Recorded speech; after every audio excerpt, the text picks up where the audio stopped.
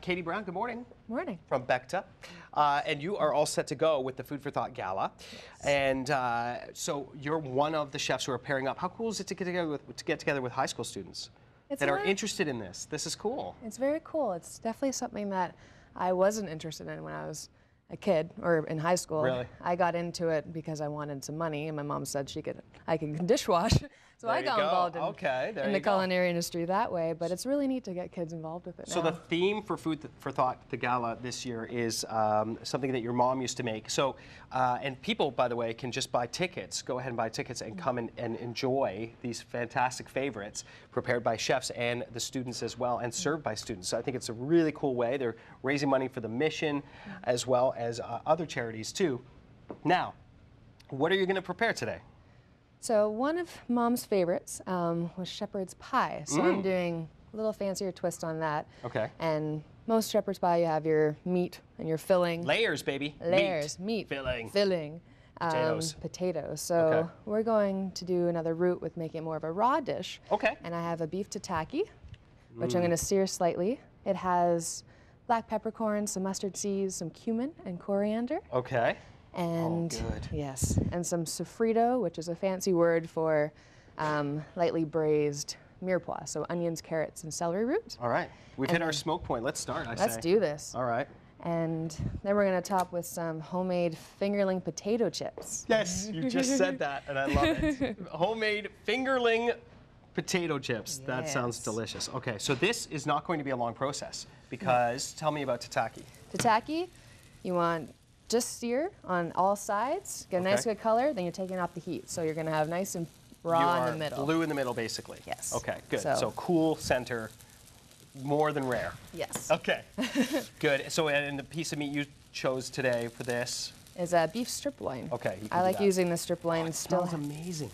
It still has a fair amount of marbling throughout it, so you have some nice fattiness. And when you say all sides, even on its end, so you do make the cut so that it's even, so it can stand up? Yeah, and that's where the flavor's coming from, is the caramelization of the protein. I like that. So, and I like using a dry spiced rub, because if you were to use a lot of oil and other vinegars in the marinade, it would actually end up in the meat? Yes. Okay. So this gets a nice, it even adds to like the toasted flavor. Which I can actually smell. The smell is unbelievably good. I sometimes just wish you could do scratch and sniff on TV. So good. And so this is a 2-3 minutes kind of thing? Yeah. Not even. Not even. So once you get color, once you brown the outside, you're good. You're done. Very good. And then just like all proteins, you want to let it rest. You let the juices redistribute throughout the meat. Gotcha. So you don't want it kind of bleeding out while you slice into it. So you got it. Nice How's that color. look? I like that. Bad. Okay. So you're going to take that off the heat there. Gotcha. I'll smoke you out there.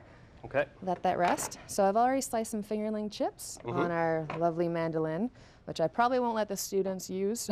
Yeah, because what happens is you get overzealous about it, and then suddenly it's a mandolining your finger. Exactly. So I lost a lot of fingernails on one of these things, so we might pass it over to one of the other chefs. Eventually they'll be able to program. do it. So look how thin that is. So you took almost as thin as the mandolin slices? Yes. Okay. And almost transparent. It's opaque, but it's almost transparent. So what do you do next? So I rinse it in a little bit of water to get some of the starch off, and that'll prevent the potato chips from sticking together. And then you want your oil almost at smoking point. Yep. And it is. We so are. I'm even let it. Couldn't be more perfect. Exactly. So we're going to throw it in there. Stand back. Okay, I will. I'm joking. Won't be that bad. All right. And do you season it at all before you put it in? I will be seasoning it after. After, of course. Because when something in this high of heat, you'll lose a lot of seasonings within the oil. Gotcha. And so how long would this be again? Really till they're nice and golden. Yeah, exactly. Golden. That makes sense. That's a good thing about potato chips, is that we all know what delicious potato chips look like, and that's golden brown. So listen to that. Very, very easy. So while that's cooking away, I'm just going to do a quick slice. Yeah, we've rested the meat at this point, and their meat. A nice sharp knife is something that the students are learning about. Oh, yes. Having one is an absolute must. Look at that. Wow.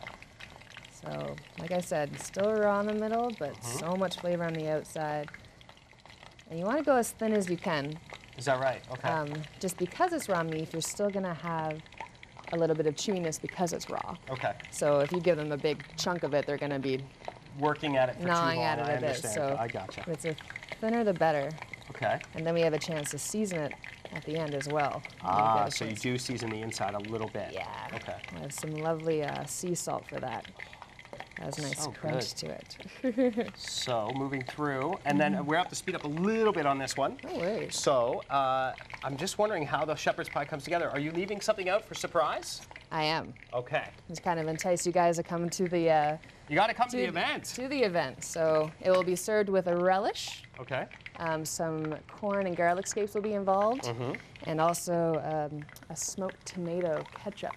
Ooh, that sounds delicious to me. So we never had ketchup in our household, but this is almost deconstructed shepherd's pie, brought back down to a bit like gourmet basics. I love it. So now you're going to pick out the chips. Yeah. As we go to break, you're going to throw a little bit of regular salt on them, or dry them off on with potatoes, they like regular salt. So. All right. We'll take a look at the dish when we come back to close out the show on CTV Morning Live. Katie Brown from Beckta Fine Dining and Wine and Dining, right? What is it? It's Dining and Wine. Dining and Wine. There it is.